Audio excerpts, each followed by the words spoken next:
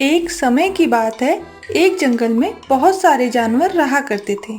उनमें एक घमंडी हाथी भी था जिसका नाम बादल था। बादल हाथी को अपनी ताकत पे बहुत घमंड था। हाथी को लगता वो किसी को भी मार सकता और उन्हें परेशान कर सकता है।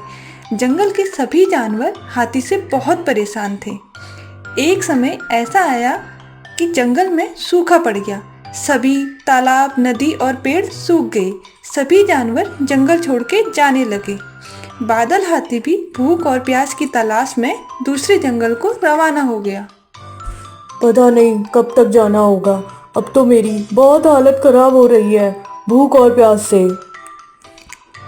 तभी बादल हाथी को काफी दूर जाकर एक तालाब नजर आता है, जिसे देख उसकी आंखों में एक चमक आ जाती है।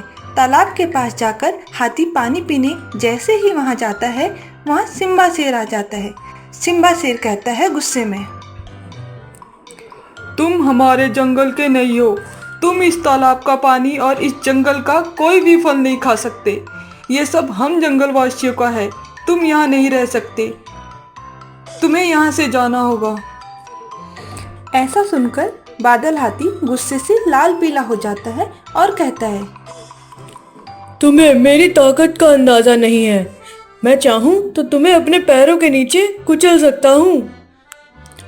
तुम्हें अपनी ताकत का इतना घमंड है तो आ जाओ और देखते हैं हम दोनों में से कौन जीतता है।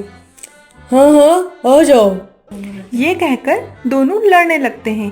बादल हाथी काफी दिनों से भूखा और प्यासा था, जिसकी वजह से वो बहुत कमजोर हो चुका था। उनकी लड़ाई देखने जंगल के सारे जानवर वहां जाते हैं। उनमें से चीकू बंदर बोलता है, सिम्बा महाराज, आप ये लड़ाई मत कीजिए। देखिए ना, हाथी भाई भूख और प्यास से कितने कमजोर हो गए हैं और ऐसे में आपका उनसे लड़ना शोभा नहीं देता है। मुझे इस बात से कोई भी फर्क नहीं पड़ता कि ये कमजोर है। मुझे बस इसका घमंड तोड़ना है। ये कहकर सिम्बा शेर और बादल हाथी आपस में लड़ने लगते हैं। लड़ते लड़ते सिम्बा शेर बादल हाथी को हरा देता है, पर ये सब कुछ देख जंगल के सभी जानवरों को अच्छा नहीं लगता है। वो आपस में बातें करते हैं और कहते हैं, बादल हाथी भाई भले ही घमंडी था, पर महाराज को हाथी से लड़ना नहीं चाहिए था।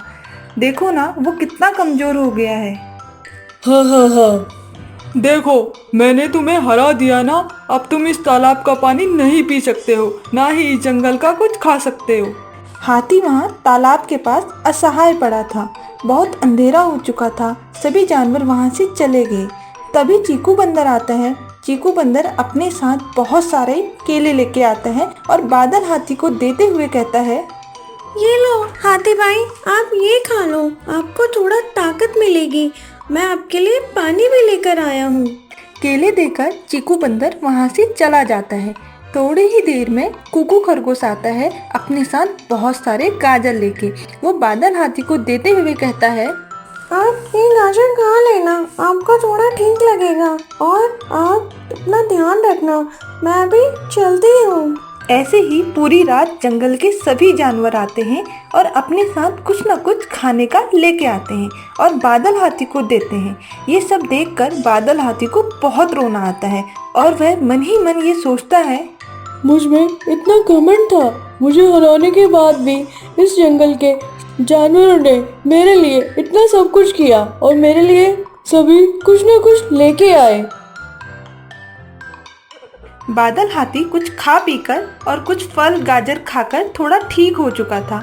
अब उसे अच्छा लगने लगा था।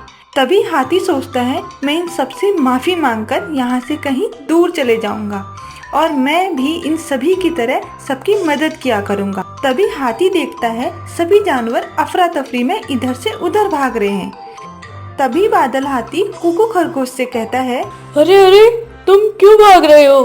क्या हुआ और इतना परेशान क्यों हो?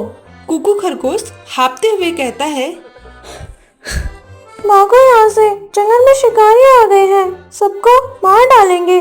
तुम भी भागो यहाँ से, अपनी जान बचाओ, भागो। ये सब सुनकर बादल हाथी को गुस्सा आता है और वो उन शिकारियों की तरफ भागता है और गुस्से से लाल हाथी को अपनी तरफ आता देख शिकारी डर जाते हैं और भागने लगते हैं। बादल हाथी शिकारियों को जंगल से बहुत दूर खदेड़ आता है। ये सब देखकर जंगल के सभी जानवर खुशी से झूम उठते हैं।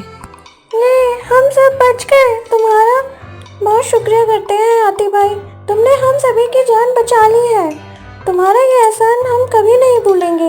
अरे नहीं नहीं, मैंने तो कुछ भी नहीं किया। ये सब तो तुम लोगों से ही सीखा है कि मुश्किल वक्त में कैसे सबकी मदद करनी चाहिए। हाथी भाई, मैं भी तुमसे उस दिन के लिए माफ़ी मांगता हूँ। मुझे माफ़ कर देना और धन्यवाद करना चाहता हूँ। तुमने आज हम सभी की जान बचाई है। अरे नहीं सिम्बा महाराज, अगर आप उस दिन मुझे नहीं हराते और ये सभी मेरे लिए इतनी मदद नहीं करते, मुझे कभी भी समझ नहीं आता कि मैं कितना गलत हूँ। आज मैंने जो कुछ भी किया आप लोगों से ही सीखा है।